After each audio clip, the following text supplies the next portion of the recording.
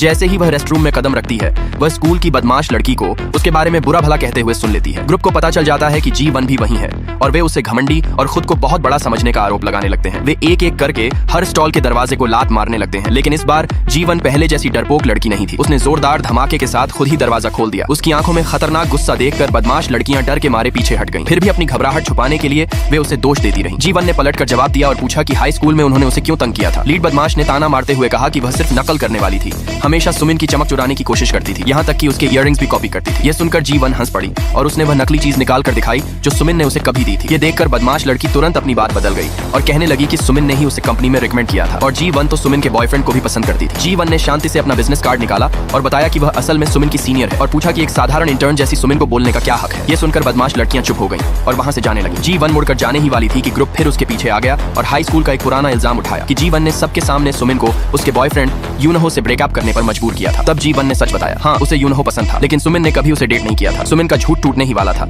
इसलिए उसने जल्दी से कहानी बदल दी और कहा कि वे दोनों गुप्त रूप से डेट कर रहे थे। लेकिन अगले ही पल उसका झूठ पकड़ा गया। अचानक यूनहो वहां आ गया और बिना झिझक सुमिन के झूठ को सबके सामने उजागर कर दिया। यह सुनकर सुमिन का चेहरा पीला पड़ गया। जी1 ने कभी नहीं सोचा था कि चीजें इस तरह बदल जाएंगी। ये सब डायरेक्टर जिह्यूक की वजह से हुआ था, जो उसकी पिछली जिंदगी में हमेशा चुपचाप उसकी रक्षा करता रहा था। जब जी1 की उसके पति और सबसे अच्छे दोस्त ने हत्या कर दी थी, तब जिह्यूक, जो उससे हमेशा से गुप्त रूप से प्यार करता था, उसके अंतिम संस्कार में शामिल हुआ। वहीं उसे उसकी मौत का सच पता चला और बदमाशों से उसने यह भी सुना कि उन्होंने जी1 को कैसे अपमानित किया था। लेकिन वापस लौटते समय एक बिल्ली को बचाने की कोशिश में जिह्यूक का कार एक्सीडेंट हो गया। जब उसने दोबारा आंखें खोली तो जी1 की तरह ही वह भी 10 साल पीछे अतीत में पुनर्जन्म ले चुका था।